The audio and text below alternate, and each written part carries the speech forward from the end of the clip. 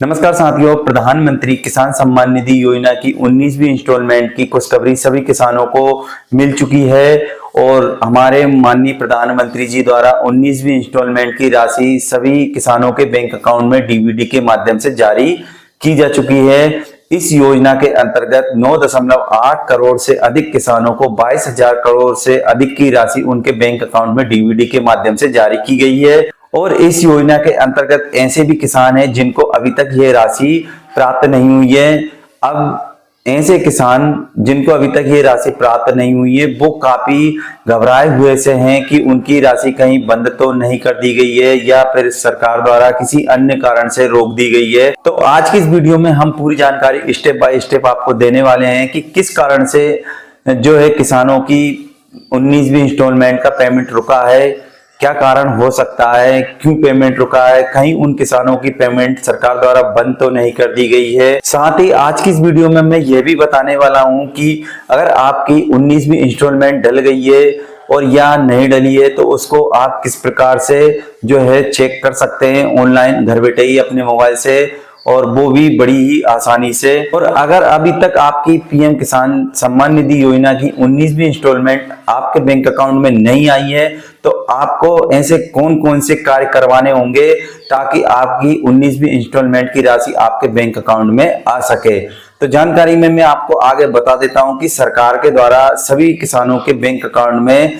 जो है राशि जारी कर दी जाती है। आपके बैंक अकाउंट में जो है किसी कारण से नहीं आ पाती है सरकार के द्वारा तो ये राशि आपको जारी कर दी जाती है। तो वो आप कहां से चेक कर पाएंगे कि राशि सरकार ने जारी की है कि नहीं की है, तो आप अपने बैंक अकाउंट में वो राशि किस प्रकार ले सकते हैं, तो कौन कौन से आपको कार्य करवाने होंगे। तो वीडियो में बने रहिए, वीडियो पूरा अंत तक जरूर देखना ताकि पूरी जानकारी आपको अच्छे से समझ में आ सके। और हाँ, वीडियो स्टार्ट करने से पहले आपसे एक निवेदन करते हैं, अगर चैनल पर नए हो तो चैनल को सब्सक्राइब जरूर कर लेना और जानकारी अच्छी लगे तो वीडियो को एक लाइक अंत में जरूर कर देना।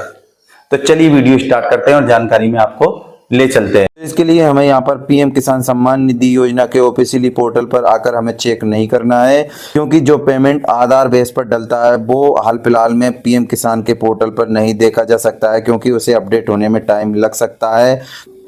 PFMS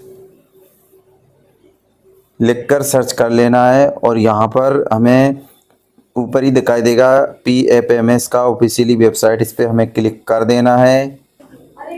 इसके बाद आप देख सकते हैं pfms.nic.in का पोर्टल ओपन हो जाता है। यहाँ पर आप देख सकते हो तो हमें जो है हमारा जो डीबीटी के माध्यम से पेमेंट डलता है आधार बेस पर उसको हमें जो है देखना है। तो इसके लिए हमें सबसे पहले हमारे जो मोबाइल को है वो डेस्कटॉप साइट पर ऑन कर लेना है। तो इसके लिए हमें 3 लाइन पर क्लिक करना है, यहाँ डेस्कटॉप साइट दिखाई देगा, इसके जो है चेक बॉक्स पे क्लिक करके हमें अपने मोबाइल को डेस्कटॉप साइट में कर लेना है। इससे हमारी जो फाइल है बड़ी से बड़ी वो आसानी से खुल सकती है।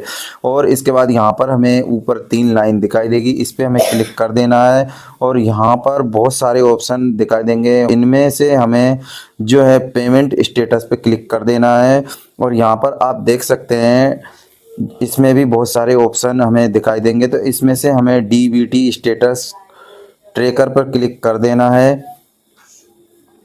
और इसके बाद आप देख सकते हो यहाँ पर कैटेगरी डीबीटी स्टेटस और बैंक इनका ऑप्शन निकलकर सामने आ जाता है। तो कैटेगरी में हमें सबसे पहले इसमें आप देख सकते हो जिस भी योजना का पेमेंट हमें चेक करना है डीबीटी के माध्यम से जो डलता है उस योजना को यहाँ से हमें सिलेक्ट कर लेना है। तो इसमें बहुत सारी योजना जो गवर्नमेंट द्वारा जारी की गई है उनको दे रखा है। तो यहाँ पर आप जो है जैसे कि आपको पीएम किसान सम्मान निधि का पैसा देखना है तो यहाँ पर पीएम किसान को सिलेक्ट कर लेना है। और इसके बाद आपको यहाँ पर जो है पीएम किसान की आईडी जो डाल देना है। तो अगर आपके पास आईडी नहीं है तो आपको कहाँ से प्राप्त होगी, इसके लिए मैं आगे वीडियो में बता दूंगा। मैंने पीएम किसान की आईडी निकाल कर रख रखी है, तो चलिए मैं उसको डाल देता हूँ। चलिए यहाँ पर हमने पीएम किसान की आईडी डाल ली है और इसके बाद यहाँ पर जो एंटर बेनिफिशियरी कोड डालना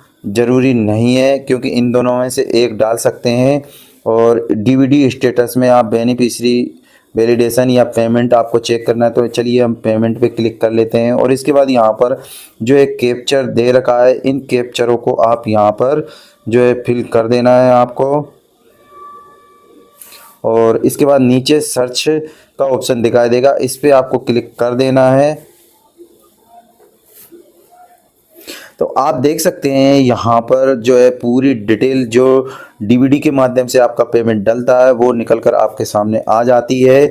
सरकार आपका पेमेंट डाल देती है और आपके बैंक अकाउंट में नहीं पहुंचता है, क्योंकि सरकार किसी का पेमेंट कभी भी रोकती नहीं है, सिर्फ वो आपको आधार बेस पर डाल देती है। जैसे ही आप केवाईसी या अन्य किसी प्रकार का बैंक अकाउंट में कोई भी आपकी लैंड सेंडिंग या किसी भी प्रकार की दिक्कत है वो आप कंप्लीट करवा लेते हो, तो उसके बाद आपका पेमेंट आपके जो बैंक अकाउंट में आ जाता है। एक दो किस्त छूट जाती है तो वो सारी किस्त मिलाकर आपकी एक साथ भी आ सकती है। तो इसीलिए अगर आपका जो है किसी भी प्रकार की कोई पोर्टल पर मिसमैच दिखाई दे रहा है, कोई किसी भी कारण से जो पेमेंट रुका है वो दिखाई दे रहा है, तो आप उसको ठीक करवाकर जो है अपना पेमेंट प्राप्त कर सकते हैं। तो यहाँ पर आप देख सकते हैं जो पेमेंट आपका जो डला है वो यहाँ पर आप देख सकते हैं। नीचे आपका जो है पेमेंट 18 फरवरी 2025 क्रेडिट स्टेटस में पेमेंट पेंडिंग एट बैंक में आपका जो है पेमेंट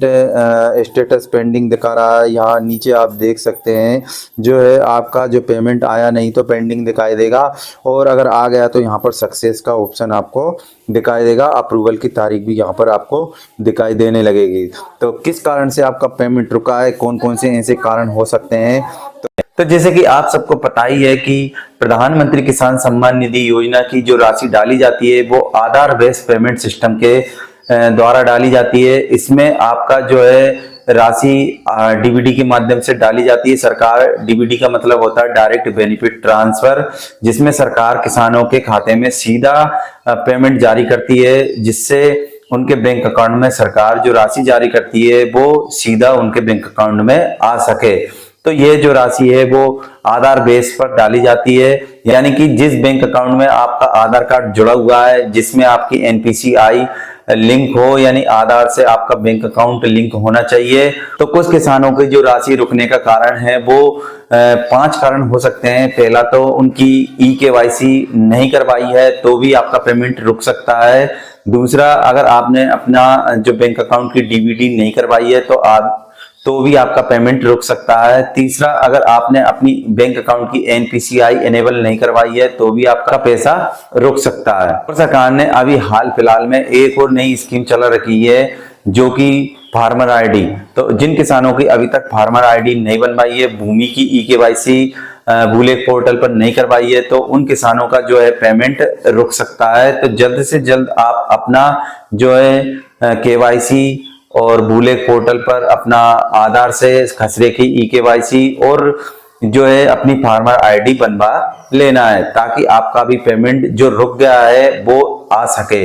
यानी कि अगर आपका पेमेंट रुक गया है तो आपको घबराने की जरूरत नहीं है, तो आपका पेमेंट जो है एक साथ भी आ जाएगा। तो सरकार जो है किसी भी किसानों का पेमेंट रोकती नहीं है, वो जारी कर देती है। तो आपका पेमेंट इन्हीं कारणों से रुक जाता है जो कि आपको करवा लेना है। जैसे ही आप इन कार्यों को करवा लेते हैं तो आपका पेमेंट जो है आपका बैंक अकाउंट में आ जाता है।